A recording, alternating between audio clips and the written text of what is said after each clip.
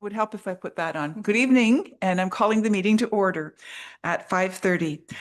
Members of the public are invited to participate in this meeting of council by attending the meeting in person at the council chambers at the municipal office located at 10227 Ilderton Road in Coldstream, or they may access the meeting, which is live streamed on our Middlesex Centre YouTube channel, or by contacting the municipal clerk to receive a registration link to join the meeting virtually.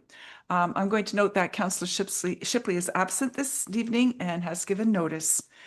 Now, before we get underway with the regular meetings and the formal procedures, I do have a couple of opening remarks. First, the Ilderton Fair will take place on September 26th through the 28th at the Ilderton Fairgrounds. This is one of the largest country fairs in Southern Ontario, and it has something for everyone to enjoy. This is a celebration of rural life and is renowned for its entertaining events, including vendors, midway and contests in homecraft, livestock, juniors, and 4-H programs. The fair is hosted by the Ilderton Agricultural Society and is run by hardworking and a dedicated group of volunteers. We offer our very best wishes for a successful fair again this year. And next, quite often the remarks at the beginning of council relate to Middlesex Centre firsts and so forth. However, today it relates to a last. And I'm referring to the council meeting, this one as the last one for our Director of Community Services, Scott Maris, who will be leaving us soon to take on a position as Director of Public Works and Community Services in the municipality of Central Elgin.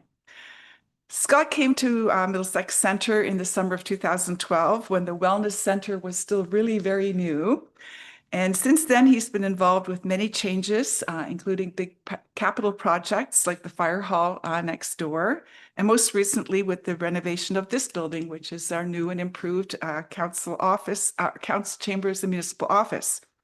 Over the years, Scott has actively collaborated with various partners on various projects, including, for example, improving our parks and recreation areas in concert with community service clubs and other groups like community gardeners and pollinator teams who focused on native species and gardening and natural areas in different parts of Middlesex Centre, or working to ensure our facilities are used efficiently through agreements with baseball and hockey and pickleball groups, organizations like the Y, as well as private sector partners like hockey teams and skating schools. On behalf of council, I'd like to thank you, Scott, for your service and your contributions to the Middlesex Centre community. We wish you continued success as you start on your new path in Central Elgin, and know that your good humor and your friendly manner will be missed here at Middlesex Centre. So congratulations and very, very best in your next journey.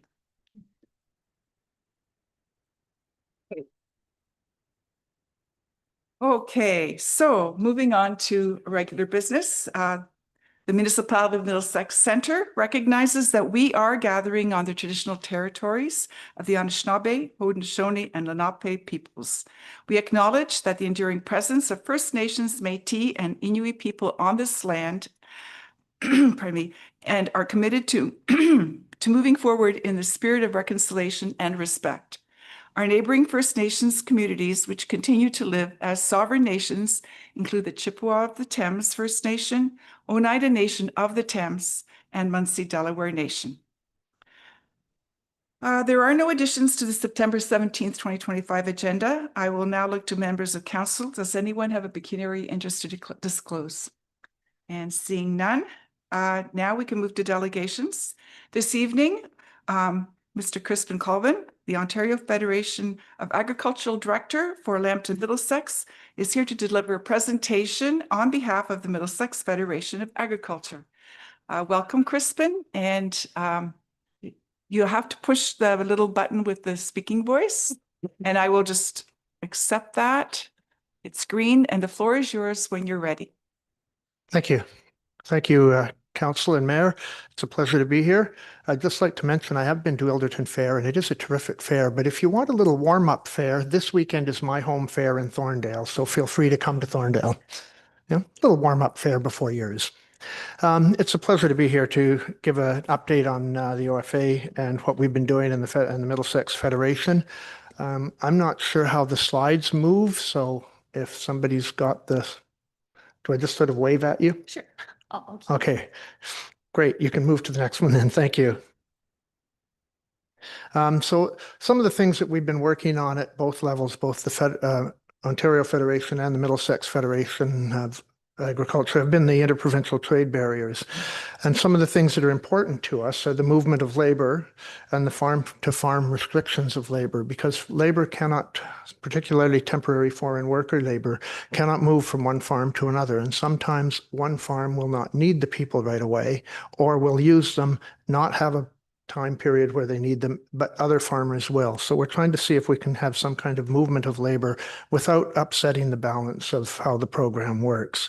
And the program, having been scrutinized somewhat by the current opposition party in Ottawa, is also a concern, because even though they have said we're going to remove the aspect of farm labor is more than just the people who work on the farms. It's also temporary workers are also involved in the trucking industry that move our products to the ports and to the processing plants. People who work in the processing plants are sometimes foreign temporary workers during the seasonal work that's available. So we're concerned that it's not just farm labor that would be looked at, but the entire labor pool, and that's a bit of a worry for us. Next slide, please. So the next thing we're concerned about and talk about is tariffs. Now, that's certainly beyond our jurisdiction for the most part. So we work primarily with the Canadian Federation of Agriculture on that. And as you all know, it's a changing landscape on an almost daily basis, depending on how the US government feels at the time of day. But one of the things that we do try to encourage that try to offset some of the tariff expenses are things like buying local. We have a homegrown program that's been publicized quite a bit on different media. And so we're trying to encourage people to look at what's available within your own area, within your own region, within your own province. And of course, the talk of U.S. free trade agreement coming up for debate again. In fact, I just read today that the American ambassador has said that don't expect any big deals to come out of the free trade renegotiation. So far, agriculture has been fortunate. We've been exempt from most of the tariffs, but not all of them. Most of our pork and beef gets exported to the United States. So that's also something that we're concerned about. So one of the things we need in Ontario and Canada generally, but Ontario in particular, is more processing, and that's something we would like to see. This is probably the issue that I'm most passionate about, is the farmland preservation. And as you can see on the slide, 90% of the Earth's soil will be degraded by 2050, and that's from the United Nations Food and Agriculture Organization. That's not me picking a number out of the air. And the population will be just under $10 billion. Of that 10% of farmland that is remaining in the world, only 3% rather, is usable for growing crops. 7% is grassland. So in other words, 3% of the world's arable land is going to have to feed 10 billion people. And in Ontario, we're sitting on some of the best farmland in the country. So when I look at what's left in Ontario, we lose 319 acres a day. That's the statistic from the last census. We know it's considerably higher than that, but we haven't got a number that we can pinpoint accurately. Just to give you a slight example, Picton area wants 15,000 acres for growth. Woodstock is looking at an additional 7,000 acres. And at the time that the Cami plant went in, I was invited to the sod turning. And I remember sitting there in the big building, and they had two big hi-hos in the background. And beyond that was lovely farmland with dairy cattle grazing on it. And that's now a car plant. There's just something wrong when that top quality land gets turned into a car plant. I'm all in favor of economic development. We need to think, where do we put these economic development opportunities? On our best farmland or on some of the poorer land? Barrie and Springwater, they want another couple of thousand acres. So every acre of land we take out of production means that our food costs potentially go up, because we're going to have to bring food in. The further it comes from, the more it costs. The next issue I'm just going to touch on quickly. Okay, that slide I don't have, but that one's okay. I can go from here. Um, this is an area where I think we can work together with municipalities. We try to support you, and you in turn have supported us in terms of getting reliable broadband throughout Ontario. We want to see more roads and bridges. In fact, when we meet with ministers, in fact, I'll be meeting with Minister Flack next week. Some of the things I talk about are roads, bridges, infrastructure. You can't do it alone. I know the shortfall that you've experienced in provincial funding, and we're trying to help you get over that. So in order for our businesses to expand and survive, we need good infrastructure. We need reliable broadband. Everything is far more technical than it used to be on the farm. In fact, I use the story. My son, who does all the planting now, has a monitor in his tractor that tells him how many seeds are going into the ground in each acre. When I did it, I did some math on the back of a feed bag and hoped that it was right. And I put so many pounds per acre. He puts way less than I do and does it far more efficiently. But that's the type of technology that we need to keep pace with. And access to natural gas, of course, is another important aspect. The hydro corridors are the St. Thomas line, first of all, it's pretty well gone through. And it's also, just as an FYI, paid for by Volkswagen. It's not paid for by Ontario Hydro users because it's being put in for their benefit. And it impacted 24 landowners. Now, on those things, we tell people talk to a lawyer because land is being again taken out of production. So recognizing that agriculture needs a substantial amount of hydro and electricity as well, particularly the greenhouse industry when you go down towards Leamington. That's why the Lakeshore, Longwoods to Lakeshore line, that's part of its impact. But we want to make sure that landowners have had opportunity to talk to hydro and talk to lawyers to make sure that their land that they're being taken out of production, that they'll be compensated for that and that they'll be fairly compensated. So that's an aspect that people don't often think about. And if the line ends up coming out, and this is particularly important when it comes to something like windmills, for example, who's responsible for taking down that infrastructure? Windmills, for example, when the infrastructure is no longer needed, they'll take off. If it's in the contract, they'll take the tower down. If it's not in the contract, it's the farmer's responsibility. So it has to be included that farmers must know that the contract must include removal of the asset after its term of life. As well with windmills, they put in about 10 feet of concrete on the shallow end, like considerably more on some of the deeper ones. And when I've talked to people in the windmill industry about end of life use, they say, oh yes, well, we take off the first 2 or 3 feet of concrete and we just cover over the dirt or over the rest of it. That doesn't work very well because you're still not going to be able to produce much on that land. So if people are interested, there are 2 meetings coming up that OFA is sponsoring, one in the Newberry Legion on Tuesday the 23rd, and the other one is at the Knights of Columbus in Tilbury on the 24th, to talk about the hydro lines and what people's rights and what they should be considering. So I touched on the wind towers quickly, and I won't go back too much to that. But the big thing is make sure that in wind towers, if you're talking to people or if you're considering including them in your own municipality, that people know how to get them out at the end of life. It can be beneficial for the short term, but it can be very negative in the long run if you don't think of those things. So end of life is extremely important. The railways have been an issue for a long time, particularly when it comes to drainage.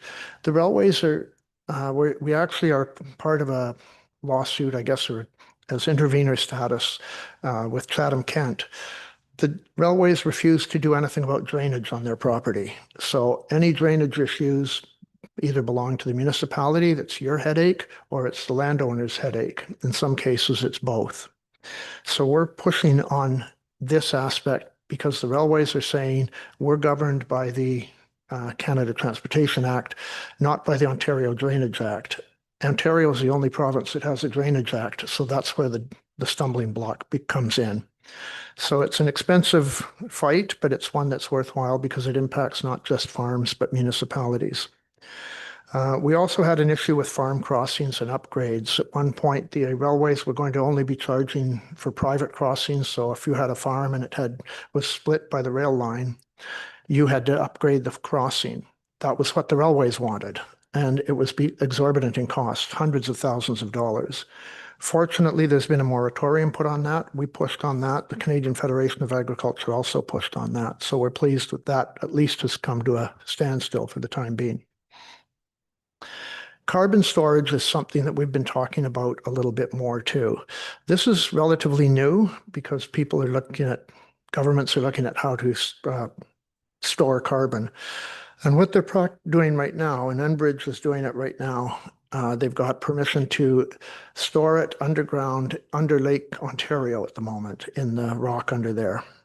And it's not supposed to leak, and that's the concern, because if the carbon leaks into the water, it's a pollutant and it will turn the water into an algae green type of base. They've had some migration on carbon storage in Norway from a depleted petroleum reservoir. Ontario at this point is not using the depleted wells. They were looking at depleted gas wells in the lakes as a possible carbon storage area.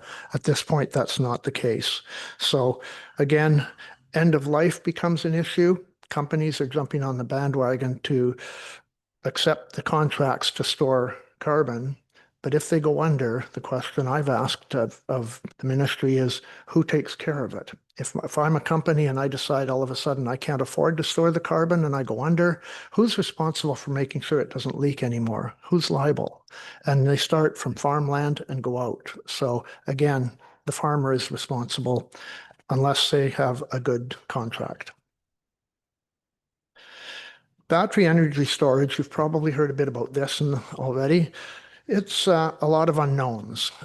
The government was really pushing battery storage for quite a while. They've kind of backed off on it a bit and are more interested in transmission lines, and they're starting to look more at small nuclear reactors as well. So, but battery storage is still very much alive.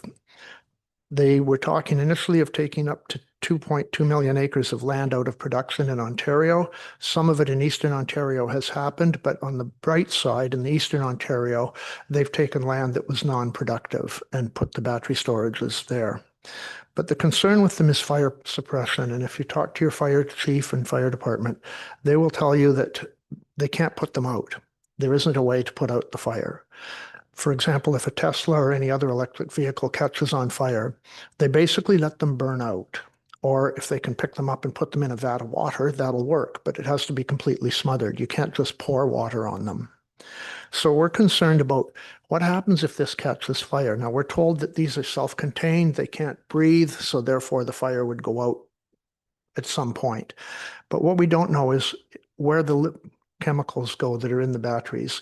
Where does the toxic fume go? Because the smoke's going to have to come out. It can't just stay inside those units. So again, it's like the carbon storage. There's a lot of unknowns. And then the last topic I'm going to touch on is the cost of community services. This is something that the American Farmland Trust did, and we've done some as well at the OFA, where you calculate what the government spends versus the revenue. And we looked at, and as did the Farmland Trust, at municipal governments, not at provincial or in the US case, state governments. And the idea is that we're comparing what a municipality receives and what it spends on community services.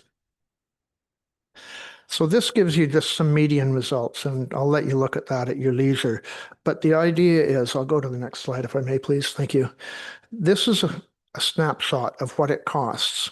So in effect, residential revenue, for every dollar you collect in residential revenue, you're spending $1.16 in services.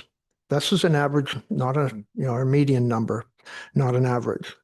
Whereas agriculture, for every dollar you collect, requires 37 cents in services. And businesses, which are obviously the ideal because you collect a dollar from them and they require about 30 cents in services on a median average. So those are some of the things that we're looking at. So instead of looking at, as many municipalities do, residential being the panacea to your economic woes, they're actually going to drain your economic purse.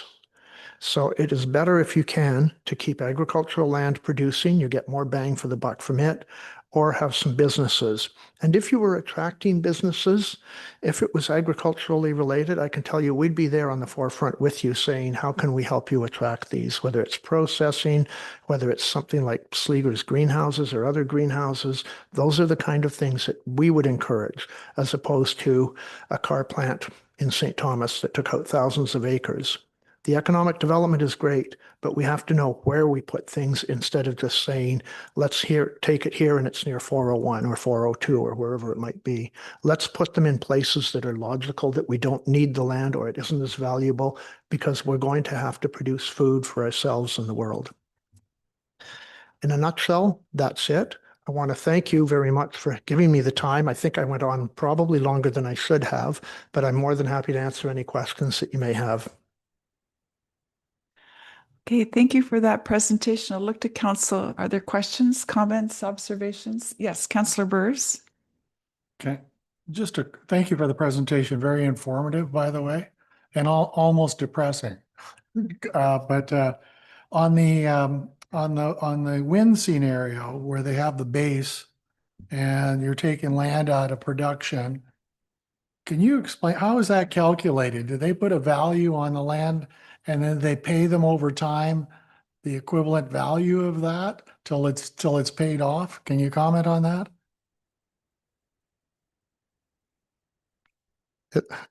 It depends entirely on the contract that they have, because each landowner will have, one of the challenges with it is each landowner will have his own contract. They don't come and say, we want to put 20 wind farms on here and we're going to bring all 20 people together and give you all the same deal. It's a bit of a divide and conquer. So that's why we say go to a lawyer and find out. With hydro, one of the things we've managed to work with them on is to have a lifetime contract. So in other words, you get X number of dollars as long as the tower is on your property. The wind towers should be doing the same thing. I don't know that the early ones did. I think the early ones may have initially just said, here's X number of dollars, thank you. And that was it. Yeah. This is years ago when windmills came on by the Dalton McGuinty government, that was the big concern. People didn't understand how much concrete goes into the base of those things. It's a lot. So thanks for pointing that out. Thank you. Is there anyone else? Okay, I don't see any other hands. I want to thank you to Crispin for coming, and it was a wide-ranging cross-section of topics that you covered. So appreciate all the homework you've done to give us a snapshot in the context of agriculture, which is obviously important to our community as well. So thank you again, and enjoy your dinner tonight. Thank you. Thank you very much. And if there are any questions that people have to follow up with, I'm more than happy to get back to you. So you can reach me through email or however you wish. Okay, appreciate that. Thank you kindly. Thank you very much. Okay, good night.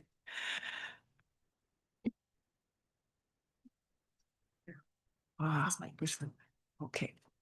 All right. Moving on then. The next item, we're moving into public meetings, and there's a motion that council move into public meetings at 5:53 p.m. pursuant to the Planning Act, RSO 1990 as amended, to consider applications listed on the September 17th, 2025 council agenda. If I could have a mover, please, and a seconder. Councillor Cates and thank you, Jean. Councillor Coles. Okay, all in favor? And that is carried. Thank you. Okay, I just have a summary of how this all works. Bear with me. Members of the public that wish to receive further notification on any of the applications being considered today, I ask that you please send an email to planning@middlesexcentre.ca requesting further notification. Please be advised that comments expressed and written material presented are a matter of public record.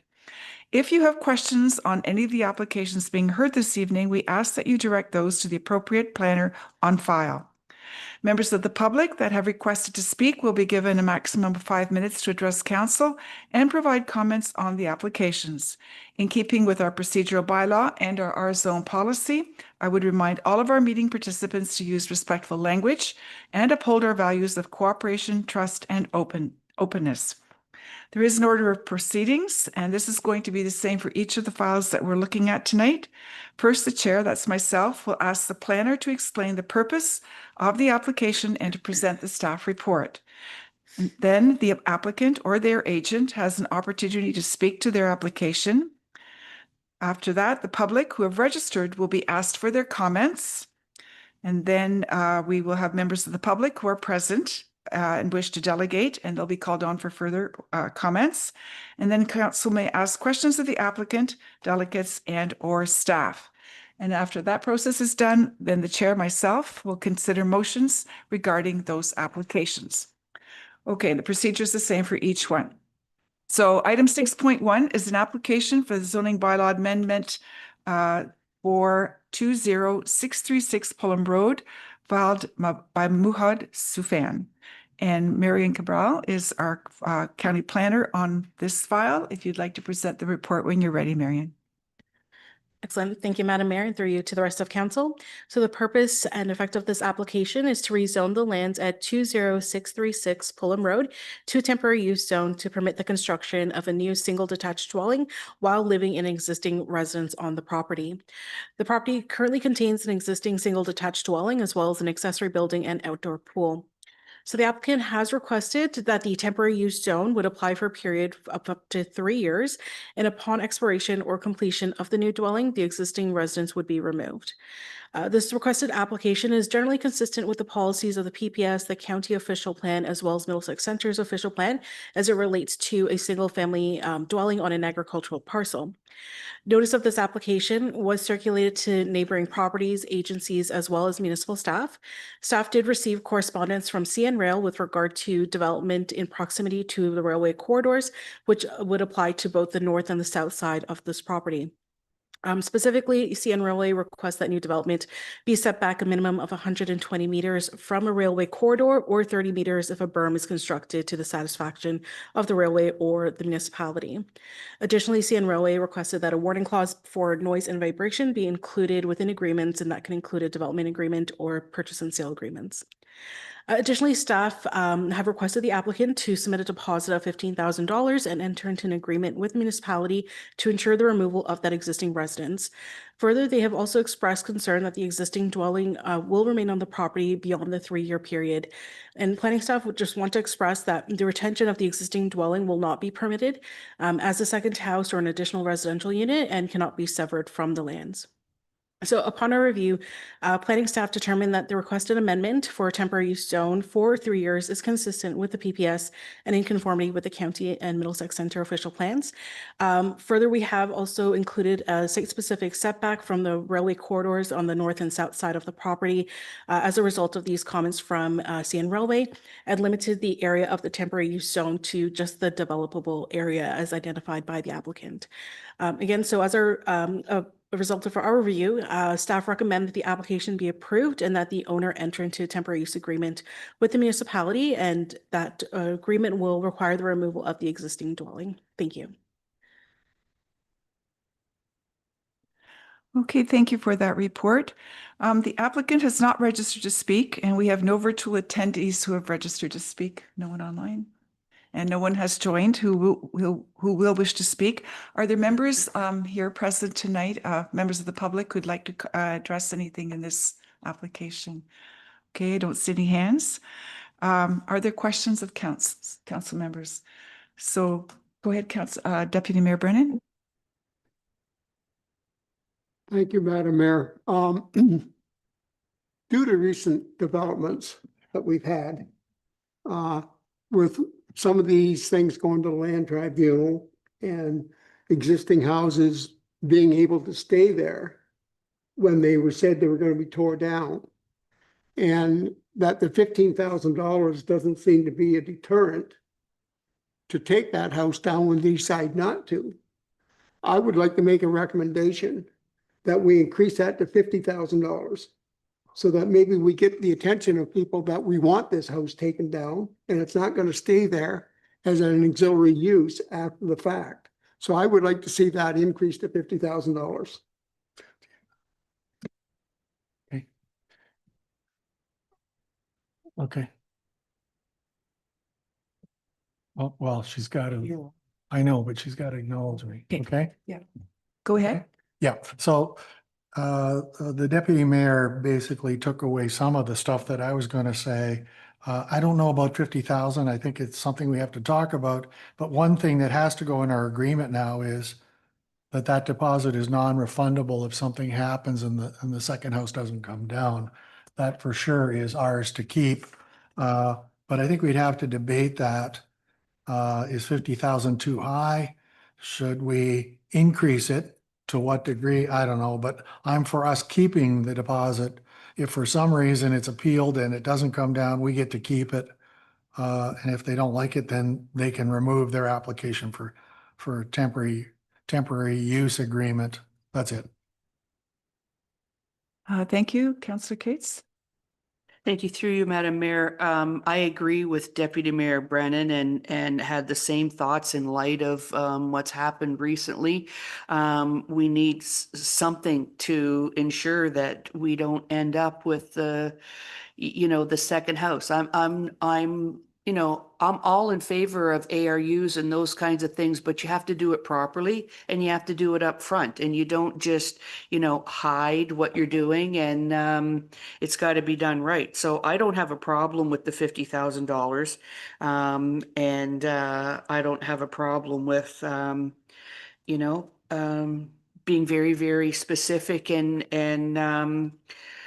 I don't know, tough isn't the word, but on these situations to ensure that some people are just openly and honestly want to build a second house. And then there's some that are, not. And how do we know the difference? So we need to do what we can to protect this. Thank you. Okay. Go ahead, Councillor Arts. I'm going to say basically what's been said. Right now, our official plan hasn't been approved. It's still being, what do you call that, challenged? The county's working on official plan. We're working on bylaws for ARUs. So until all those three conditions are done, we have holes, and holes I don't like. So I'm not going to approve any temporary use agreement until all three of those things are fixed.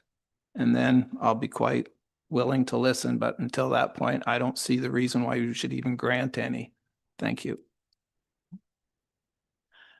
Is there anyone else? No. Okay, so we need a motion. Yes. Yes, go ahead. Right. Thank you, Chair. Through the chair, council may certainly put a motion on the floor that aligns with the discussion. So we could certainly amend the second clause of the recommendation currently on your agenda this evening to either reference a deposit sufficient enough to fulfill the conditions of the temporary use agreement, or you may put a number, and further that the deposit be non-refundable if the conditions of the temporary use agreement are not met. So that would be one potential avenue for approving the application this evening, if that's the wish of council. Okay. And I can certainly repeat that if through further discussion, members land on a number or decide not to proceed. I have one question before we move forward. I'm not sure to whom I should address it, but my question is about implications of turning down applications that are before us tonight in terms of saying not until such time. What is the exposure of the municipality? What are the legal implications and so forth? Do you want to take that? Okay. Yep, Okay, through go the ahead. mayor, I'm happy to speak to that. So council can certainly make whatever decision here, either approving or refusing this application. Council has the ability to do that.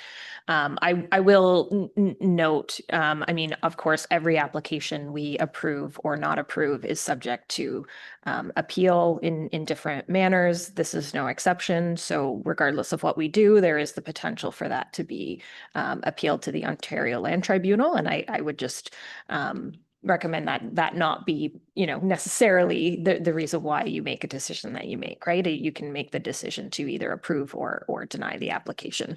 I will note that there is concern with this one, as noted by the planner, by Marian in her report. There is concern that there has been kind of some anecdotal offhand implications that ultimately is the intent here.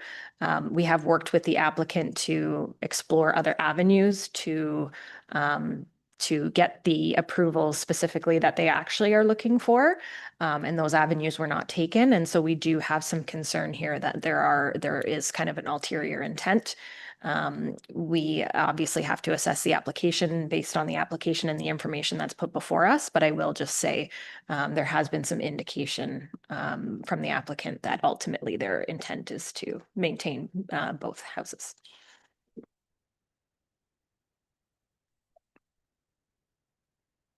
Go ahead, Deputy Mayor. Yeah, through you, Madam Mayor, to Stephanie. If we say we're not going to approve this, and they take it to the land tribunal, and the land tribunal says, yeah, it's not a problem, go ahead. Then is the $15,000 in play? If we don't increase that, is that what they'd have to pay? I don't think I can answer that directly because there would probably be, that would probably be part of the discussion at the OLT if they were to. So just to be clear, what would be appealed to the OLT would be this temporary zoning bylaw amendment. So I would say that is what would be before.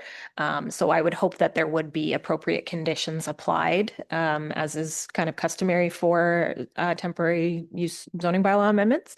But again, that will all be up for discussion through the OLT. Councillor, oh, Yes, sorry. okay. Just to follow on then, on this particular, can I speak? Yeah, go ahead. Am I up next? Yeah. Yeah, go ahead. okay. You were, On this particular thing, do we have assurance that the 15,000 is kept by us if something happens, that it's non-refundable? That has to be in the agreement as far as I'm concerned. Can you comment on that? Through the chair, for sure, we will include, I just want to be clear though, that it is a deposit and it would only be non-refundable, and we can include this wording in the agreement that it be forfeited if the conditions of the consent are not fulfilled. So yes, that is something that that would be a part of that agreement. go ahead, Councillor. Through you, Madam Mayor, back to Stephanie, when you were talking about the tribunal.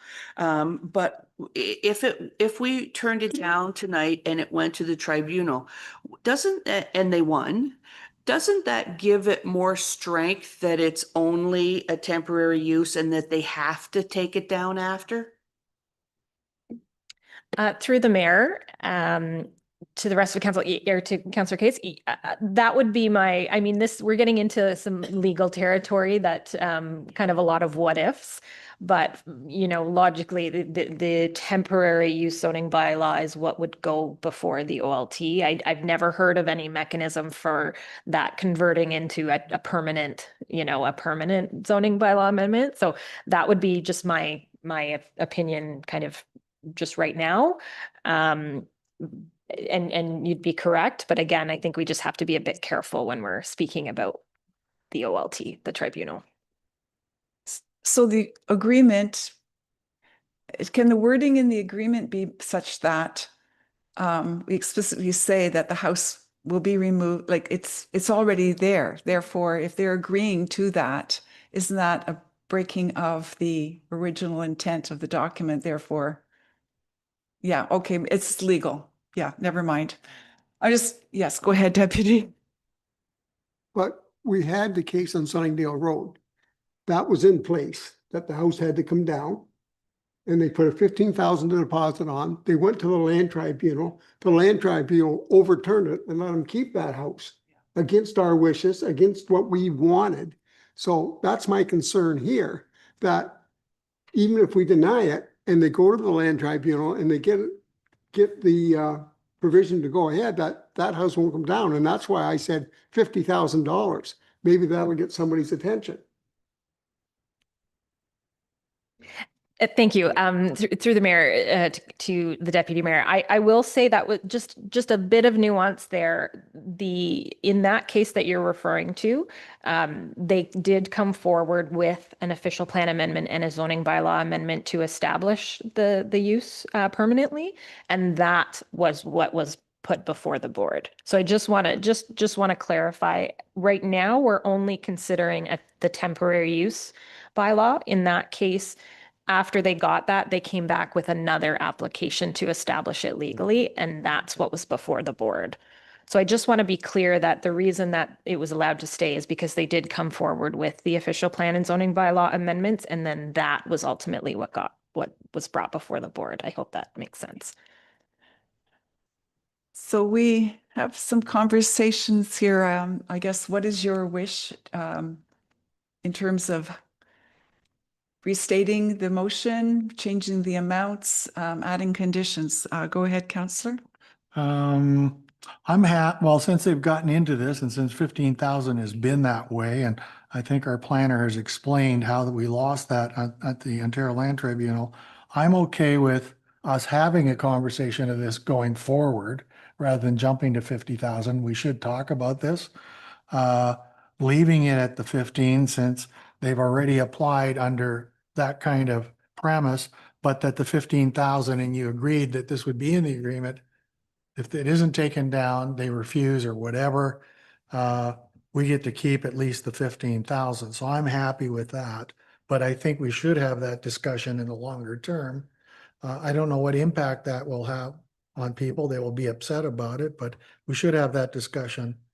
But we're using it as a tool to prevent them from not keeping it as two separate residences. I don't know if I explain myself, but I feel we continue with this. We have the assurance that we keep the 15,000 if something happens, that we do it. But in the longer term, we start talking about how do we protect ourselves? Go ahead, Councillor Coles. Thank you. Through the mayor, I just want to share my comments with everyone. Is just what I feel like we should do. The best course of action would be to revise the deposit and increase it so that we could retain control and not let it go to the tribunal. Thank you. And Councillor Cates. Yeah, I agree, and I support the deputy mayor's comments with the $50,000. I think that we should revise it to be 50,000 instead of the 15 to try to help the situation that we know could potentially happen. I mean, I would also support the motion of turning it down, but nobody else has brought that up, so I will support the 50,000 change to 50. Thank you. Okay. Is there anyone else? No? Okay, we need a wording then, I guess. Do you want some help with that? Yeah, I think so. That would be appreciated. Thank you. Thank you, Madam Mayor. Just through the chair to members of council, just to get the clear path with council to help them make an informed decision. There's two different conversations on this topic happening. One is in relation to what that deposit amount is.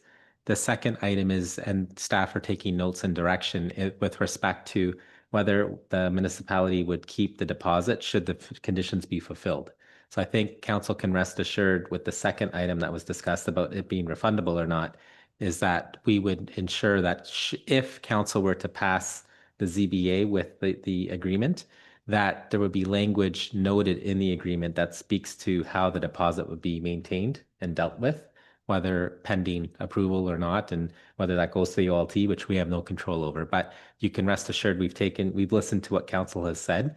So just to make it easier for you to make a decision tonight, we have taken note of the second part of the conversation. So basically what you need to decide on is the recommendation as it stands. And then further to that, to the deputy and Councillor Cates' comments, is whether or not you're okay with the $15,000 amount or a different amount. And then you can decide from there how you want to proceed. Hopefully that helps.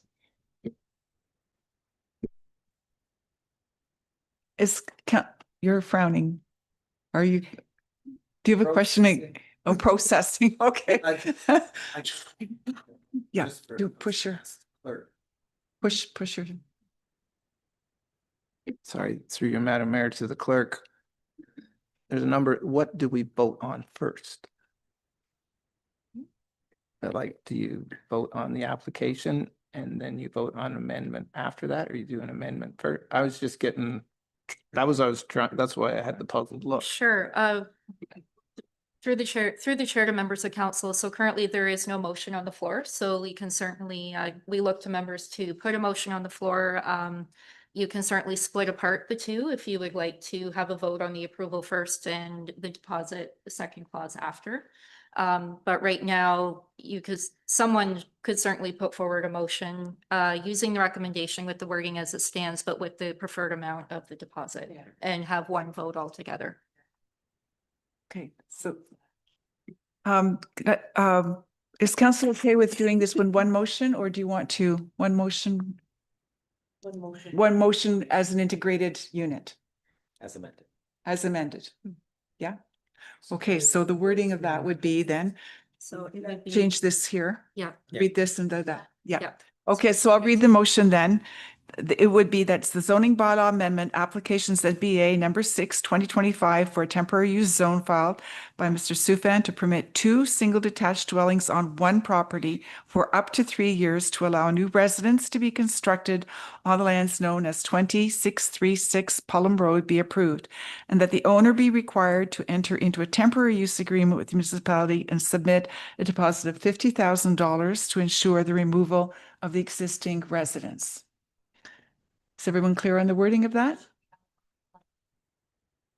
That would be in the agreement, am I correct? Yes, it would be as a part of the agreement, very clear that this is where the money goes if these conditions are met or not met. Okay?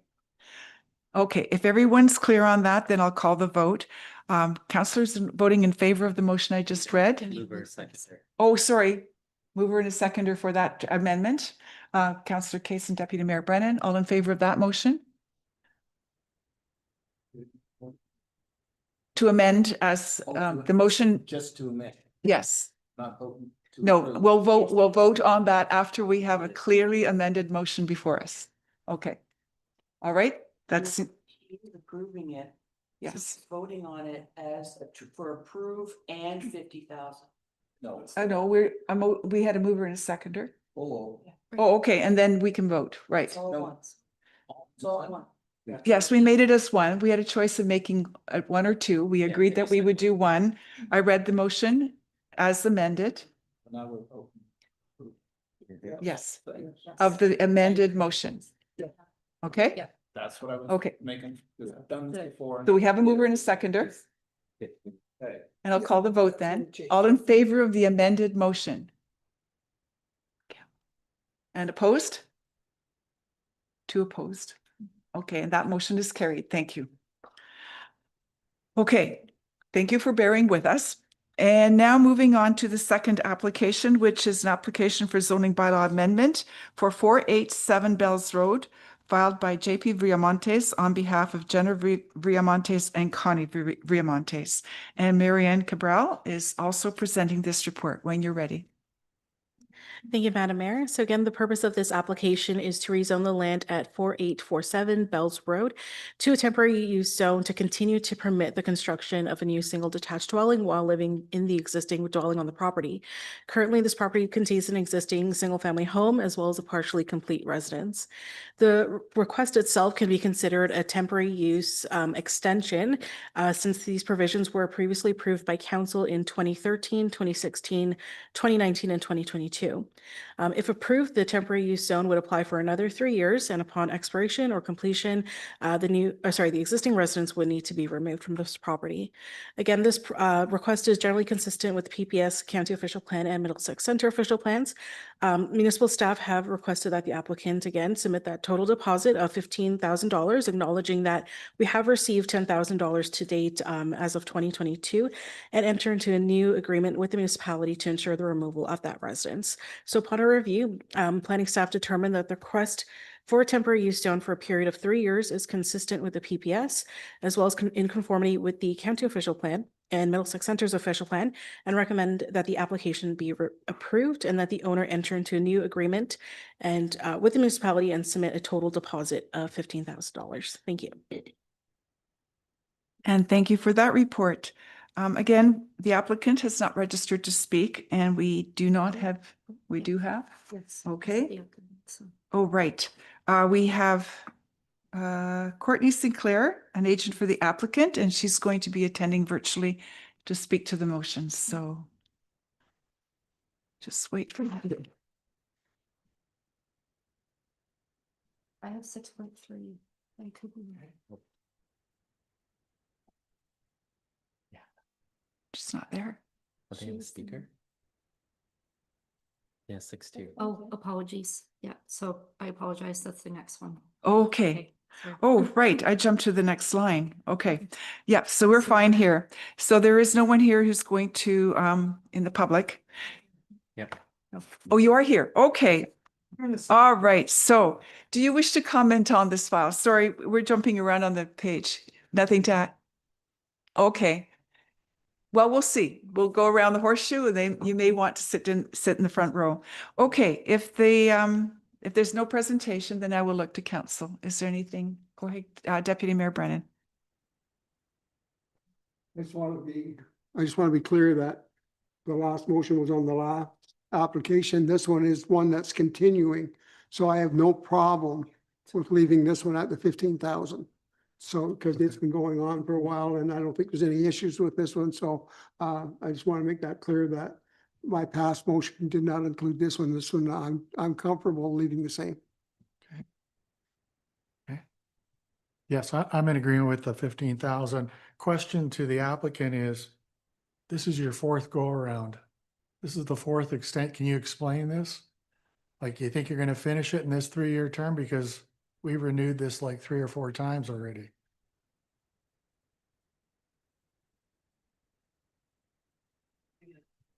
So what's, there we are. All right, there we are.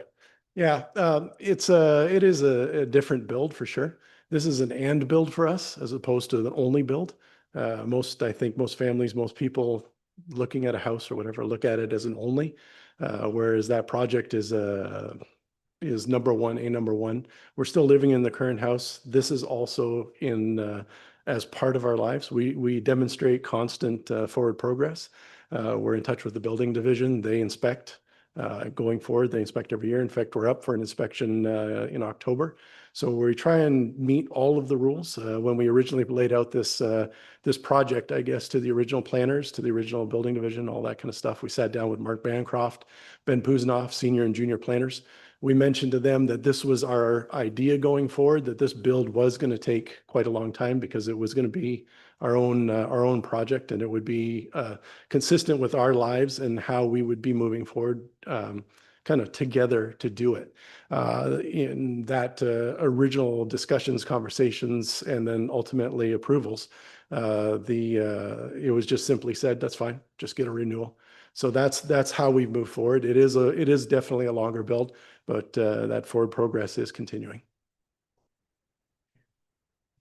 You can finish it this time, then the next 3 years, or are you going to come back for renewals ad infinitum? Our intent is to finish it. It's always been to finish it. It's on the way. But under no circumstance do we have any intent of keeping 2 dwellings on the single property, which is, I think, what the temporary actual request is for. Okay, thank you. Yes, sir. Is anyone else wanting to ask a question? Okay, I don't see any hands. I should ask, is anyone else in the public in the gallery wanting to speak? No. Okay. In that case, no more questions from council. We do have a motion before us. And that is that the zoning bylaw application ZBA 10/2025 for a temporary use zone filed by JP Briamontes on behalf of the family to permit 2 single detached dwellings on one property for up to 3 years to allow a new residence to be constructed on the land known as 4847 Bells Road be approved, and that the owner be required to enter into a new temporary use agreement with the municipality and submit a total deposit of $15,000 to ensure the removal of the existing residence. Could I have a mover, please, and a seconder? Councillor Coles, Councillor Cates, thank you. All in favor? And that is carried. Thank you. Okay, moving on to 6.3. And this is an application for zoning bylaw amendment for 24538 New Ontario Road, filed by Hillbrow Farms Limited. And again, Marianne, if you'd like to present the report. Thank you. The purpose of this report is to provide a recommendation to council regarding the rezoning request at 24538 New Ontario Road. The applicant requests to rezone the property to fulfill a condition of consent of file B2 2024. The separate parcel is to be rezoned from agriculture to surplus residence exception zone, and the retained farm parcel is to be rezoned to an agricultural no residence zone, as well as an open space zone to reflect the recommendations of a development assessment report prepared by the applicant. Planning staff have reviewed all applicable policies and generally recommend that the application is consistent with the PPS as well as in conformity with the county and local official plans. As such, planning staff recommend approval of this application and that the bylaw be passed once a reference plan has been deposited. Thank you.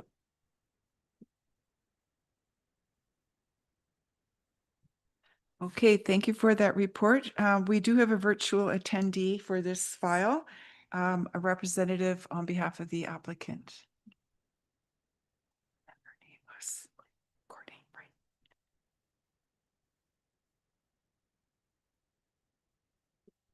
right? Good evening. Sorry, it took me a moment to connect there. I am here on behalf of the applicant. I do not have any comments tonight, but if you have any questions about the application, I would be happy to answer those. Thank you. Okay, thank you kindly. Are there members of the public here wishing to speak to this? You're listening? Okay, thank you. All righty. Are there any questions from council members on this file? I don't see any hands. In that case, there is a motion before us.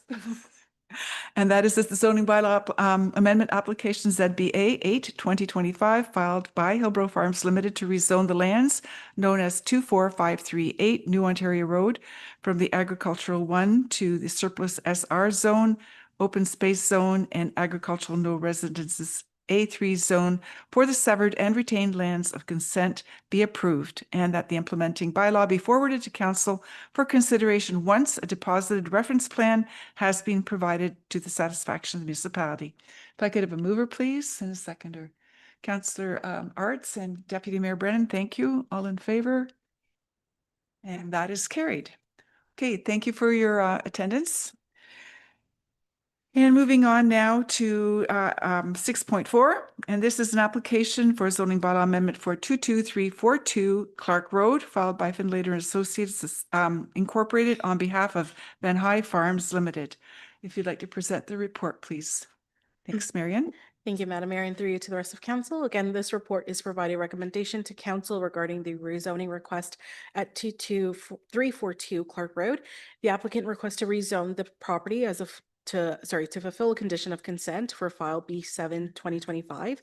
The severed parcel is to be rezoned from agriculture to surplus residence, and the retained farm parcel to be rezoned to an agricultural no residence to prohibit any new residential dwellings from being built on the retained farm parcel. Planning staff reviewed this application against all applicable policies and are generally satisfied that it is consistent with the PPS and in conformity with the county and local official plans. As a result, we do recommend approval and that the bylaw be passed once a reference plan has been deposited. Thank you. Okay, thank you for that report. My notes show applicant is not registered and no virtual attendees. Is that correct? Okay, so that's still the same. Is there anyone here who'd wish to comment? Okay, no hands.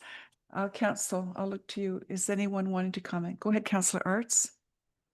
Through your Madam Mayor to Marion, when you go on to that second attachment, there's a map that shows the severance. And I don't think that's the final, like that was one of the, I don't know if that's the right map of the severance or not.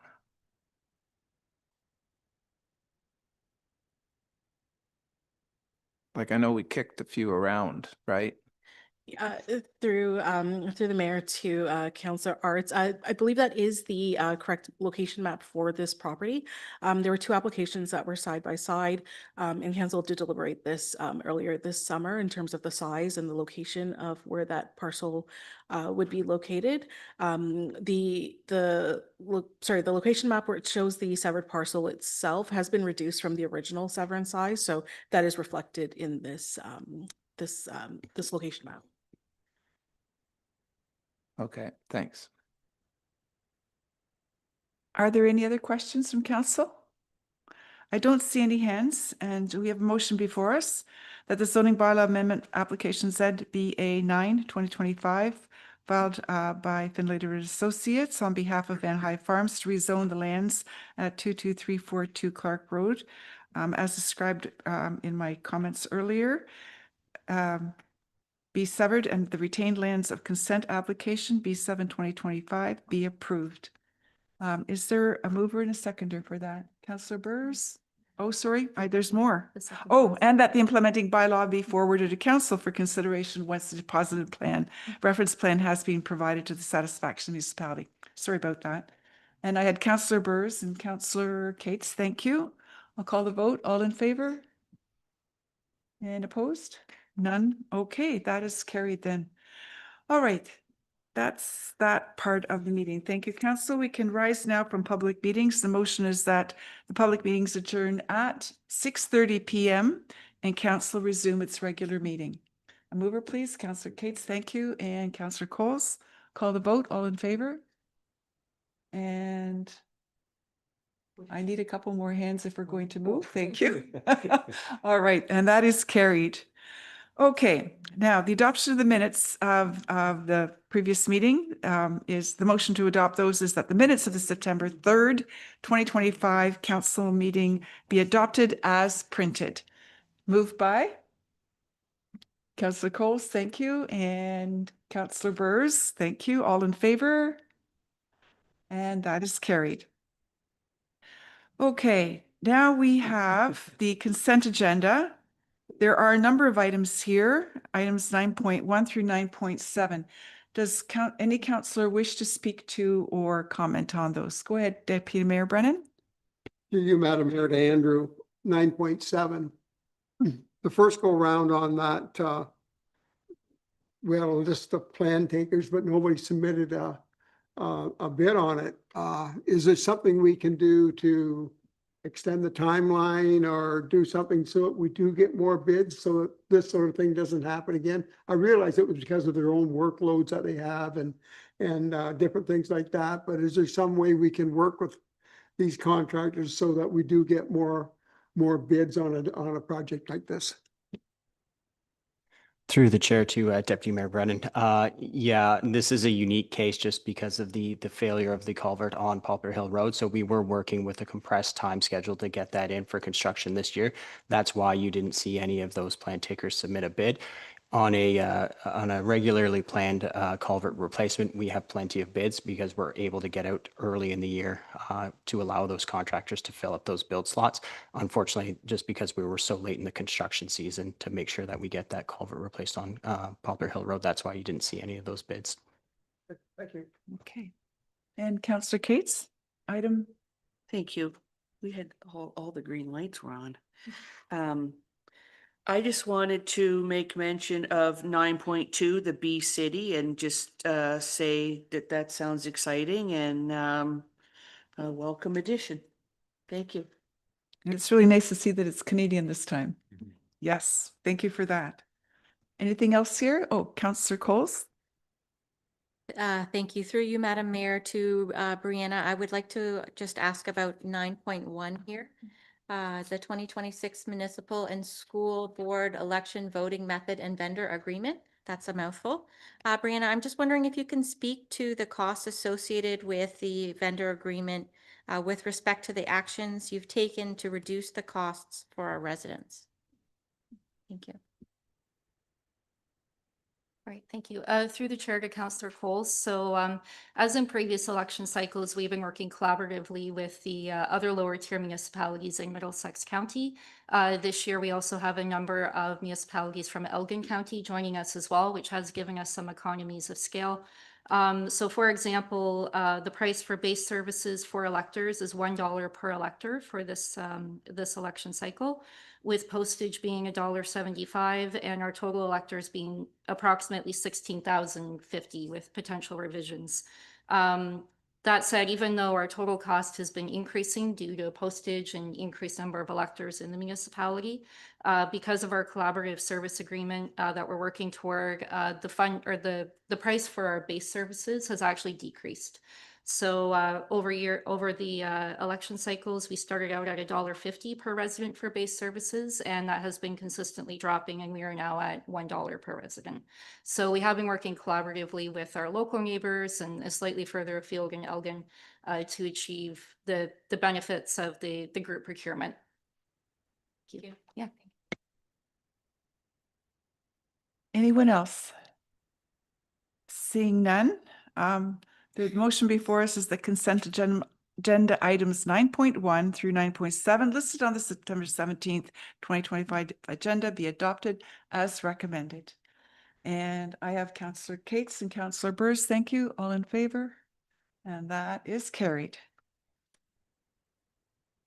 Okay, moving on to staff reports. Tonight we have one municipal office renovation project costs, and Scott Mares, Deputy Director of Community Services, is going to provide that report. When you're ready, Scott.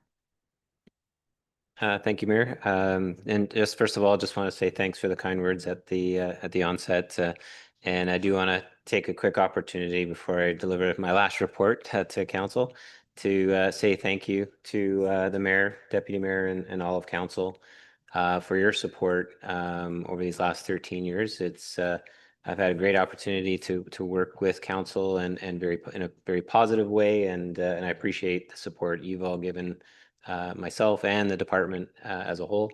I think we've been able to accomplish a lot. To my fellow SMT members and colleagues around the Horseshoe, thanks for all of their support as well. It's been a great team to work with, and I have to say a special thanks to my community services team, especially. I think Justin, Lee's, Sam, Ryan, Reed, Kent when he was here, and all of the team.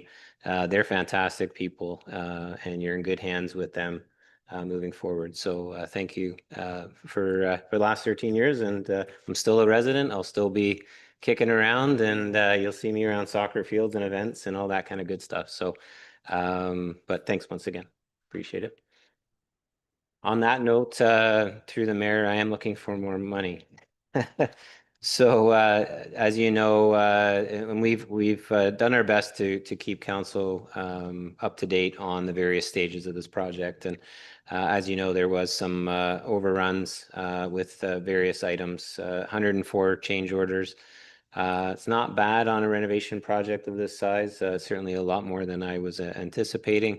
But it was quite the onion that we were unpeeling here, and we found some things that needed to be addressed throughout the project. So the report does outline some of those changes, highlights a few of the key ones. With that, thanks to Tiffany, I know we were kind of creative at the onset and trying to, look at, funding strategies and investing to try and make up some additional funds to help us get there. So all that to say, we are 12% over our original budget, which isn't bad, in the grand scheme of things. I think typically you're at around a 10 to 15% contingency for a project of this size. So although we are over, I'm happy that certainly we were able to try and manage that. I think the building speaks for itself. I know we did a few additional improvements as part of this project, and I think that was money well invested throughout the project. So with that, I'll turn it back to council. I'll look to council. Are there any questions, comments? Go ahead, Councillor Burrs. Yes. Just a quick question, and I think this is good. The overage isn't bad. I think you discovered a lot of stuff that need to be rectified. I think we've rectified everything that we know of, right? So there's nothing really outstanding that we have to do. Would you agree with that? Through the mayor, we certainly did. I think we have almost a brand new facility. We have 10 brand new rooftop units. The roof was replaced. All a number of those additional areas that we invested in. We have a little bit more work to do in the kitchen, but that's part of another project. But overall, things are in really good shape here. I would list the asset as very good in our asset management plan, and there is some noted deficiencies that we're still working through between the architect and the general contractor, but we'll be living with those for the better part of a year as we get, and things will pop up as they do. So, but overall, the building's has been well looked after. Okay, thank you, Scott. Is there anyone else? Okay, in that case, then the motion before us is that report CMS 09/2025 regarding the municipal office renovation project costs be received, and that council approve the allocation of additional funding in the amount of $239,780.88 to support the completion of the municipal office renovation as outlined in this report, to be funded through the Building Department Reserve Fund. And further, that any additional overages not yet captured in this report be withdrawn from the Buildings and Facilities Reserve Fund and reported to council in the quarterly capital budget to actual reports. Do I have a mover, please? Deputy Mayor Brennan, Councillor Cates, thank you. All in favor? And that is carried. Okay, thank you so much. And there are no notices of motion tonight. There are a number of correspondence. Oh, no, one correspondence item. Does anybody want to comment? No. And county council update. Go ahead, Deputy Mayor Brennan. Yeah. Oh, sorry. I do have to receive that one correspondence item. I've missed that. There's a motion before us that council for the municipality of Middlesex Centre receives the correspondence item 12.1. Go ahead, Brink and Councillor Coles. All in favor? And that's carried. My apologies, Deputy. Go ahead with your council update. No problem. In that correspondence, several of the things that I was going to talk about is already there, so I won't touch on those. A couple of extra things, a recruitment committee for the Director of Financial Services and Treasurer was struck, with it being the warden, the deputy warden, the Director of IT, and the CAO will be the committee looking at hiring that new person for the county. We received our county meeting dates for 2026. There's only one in January, February, July, and August, and there's two every other month. Library board at the county meets 7 times within the year. There were 16 procurements for the county, and there was no U.S. bidders in any of those. There was 32 procurements for local townships, our local municipalities, and there was only one bid from the U.S. So both the county and local municipalities are buying Canadian, which is a good sign. So that's my report. Thank you. Thank you for that. Any questions for the deputy? Okay, thank you very much then. Does any council member have any other business that they'd like to raise? I don't see any hands. In that case, we have a closed session agenda tonight. So we need a motion to go into closed, and the motion is the council for the municipality of Middlesex Centre adjourn to closed session at 6:42 p.m. pursuant to section 239(2) of the Municipal Act 2001 as amended, to discuss the following matters. One matter pursuant to section 239(2)(b) regarding personal matters about an identifiable individual, including municipal or local board employees. And the item is the annual CAO performance review. If I could have a mover and a seconder, please. Councillor Cates, Councillor Coles, thank you. All in favor? And that is carried. We'll take a moment to